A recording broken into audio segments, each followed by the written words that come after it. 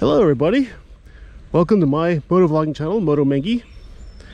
Today I'm going to talk about something I've been asked about a few times in the past few months by viewers. I keep getting questions, will I buy the Insta360 One X2 camera? So I thought I'd talk about today while I'm going for a ride. Because let me get out of this gravel parking lot before I start talking.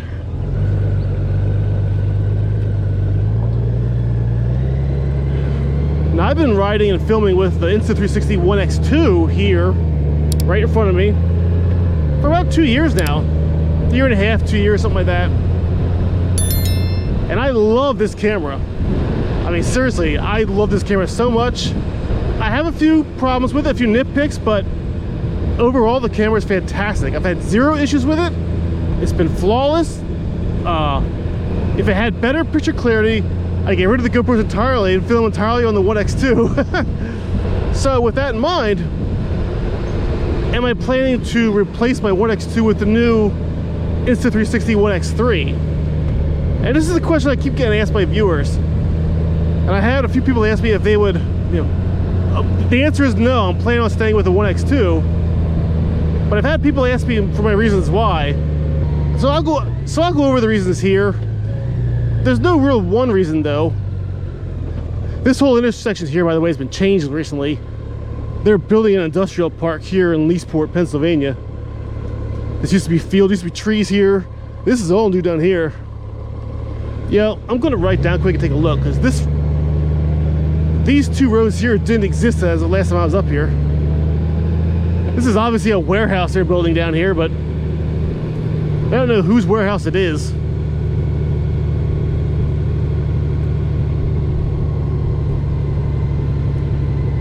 It's big, whatever it is. It's ginormous. Warehouses all over Pennsylvania in the past few years. I think we're becoming the warehouse capital of the country, the United States. Anyway, back on topic. So the answer is no, I'm staying with the One X2. But it's not to say I don't want the One X3. Let me go over some key differences between the two cameras. The One X3 is the newer version of this camera right here, the One X2.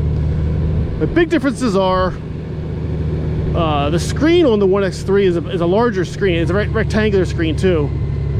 You can see here in front of me, this little circle in the middle of it, that's the screen for the One X2. It's a little, like, inch diameter round screen.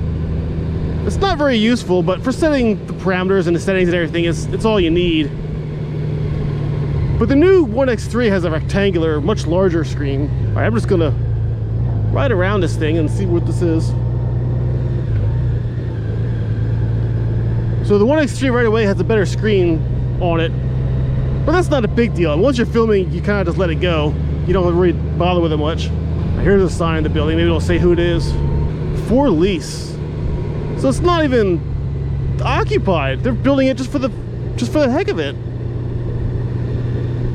Ain't that something? That's what really gets me upset here.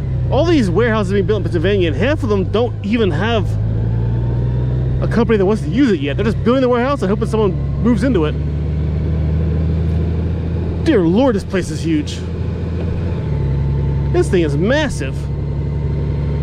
I can see Amazon moving into this, something like Amazon or something. Anyway, another big difference for the One X3 is that the megapixel, the imaging sensor, that's what I'm trying to say. The imaging sensor on the One X3 is slightly larger than on the One X2. The One X2 has a 0.44 inch imaging sensor on it. The new One X3 has a half-inch 0.500 imaging sensor on it. Now, that might not sound like a big deal, but it does equate to some better picture clarity on the One X3. Now that's also to say, if you look at the specs, it's hard to tell because they have the same resolution on both cameras. 5.7K is the resolution on both the One X2 and the One X3. This one goes nowhere yet, so. There'll all be warehouses here eventually, probably within a year or two. So even though the camera's filming the same resolution, the One X3 does have better picture and imaging clarity. Now that results in another big difference, which is a big difference in my opinion. The One X3 is better in filming in low light or nighttime situations. My One X2 here does not do so well in low light situations. Like even during a day, if I'm riding under like a tree canopy and in lots of shade. You might have noticed it in some of my other videos, but the One X2 does lose some picture clarity in shaded areas and stuff. Not a big difference, but a little bit. And the One X3 doesn't seem to have that drawback. And that's largely due to the larger imaging sensor. The One X3 just has better resolute power to it. Another big difference between the two cameras is the One X3 has a larger bit rate. The maximum bit rate on the One X2 here is 100 megabits per second, whereas the One X3 goes up to 120 megabits per second. Now that's a more of a minor difference because this, you know, if you're filming in 4K, it doesn't really equate to that big of a difference between the image quality. The sensor itself results in a bigger difference. Also, the One X3 has a little bit longer battery life. The battery is larger in the One X3 than the One X2 here, so the One X2 batteries won't work in the One X3. But they've increased the battery size a little bit, and the result is that the One X3 films a little longer than the One X2. Now, the One X2 here films longer than a GoPro, like longer than my GoPro Hero 8 here, longer than my GoPro Hero 7. The One X2 will outlast both of them by a good 10 to 20 minutes usually, so I'm already satisfied with the battery life of the One X2 here. But the One X3 is a little better. Now another difference between the two cameras is the new one, the One X3, includes active HDR built into the camera software. That doesn't make a big difference, but it can increase like color vibrancy and that kind of stuff when you're filming. I'm already pretty happy with the One X2 in that regard. It's not bad, but the One X3 is improved on it, just a little better. Now, what are the negatives between the new camera and this camera, the old camera? Well, the new One X3 costs a little more. You can get a One X2 nowadays for about $350. They've come down in price since the new camera came out. The One X3 costs $450, $425, somewhere around that range, depending on what accessories you get with it and stuff. But the new camera, the One X3, does cost a bit more than the One X2. Now, another small difference is the One X3 weighs a little bit more. But that's mostly due to the larger battery. And it's not a big difference, it's just a little bit. But when you're mounting a camera like this, it doesn't make a difference. Who cares? A little bit more weight doesn't matter. If you're carrying it like over your head and stuff, or vlogging with it just by walking and stuff, you might notice the weight a little bit, but not much. It's only slightly heavier. So those are the main differences between the One X3 and the One X2. So you might think to yourself, well, the One X3 sounds a lot better than the One X2. And I would say it's slightly better than the One X2. It is improved in many key ways. I'll give it that. They did a good job. But it's not improved enough to make me justify ditching the One X2 for the One X3. Now that said, if I had to buy a new 360 camera today, and I didn't have the One X2 already, then yeah, hands down, without a doubt, I'd be buying the One X3. Because before I bought this camera, I looked at like the GoPro 360 and other 360 cameras, and I just like the One X2 the best. I love the software for the Insta360. The software is really good. And I read a lot of reviews and saw a lot of people's opinions, how they had complaints wait till I get past the tractors.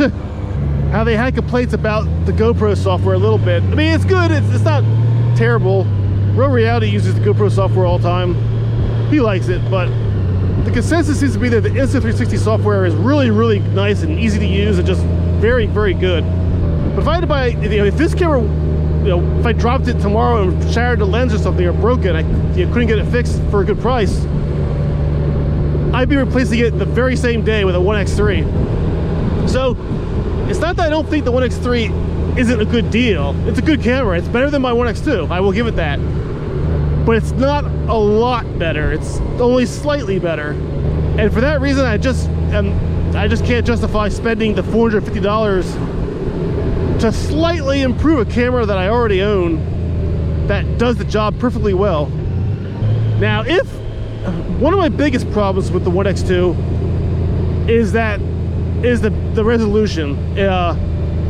When you're filming and you want to zoom in on something far away, the One X2 does not do a good job of making clear zoomed out pictures, because it films at 5.7K, but that sounds high. You know, 1080p is 1080, but that's 5.7K in 360 degrees, so that's all around at the same time. So when you focus that 5.7K down to a 90-degree field of view, like a normal GoPro field of view, you're getting a little less than 1080p actually in reality.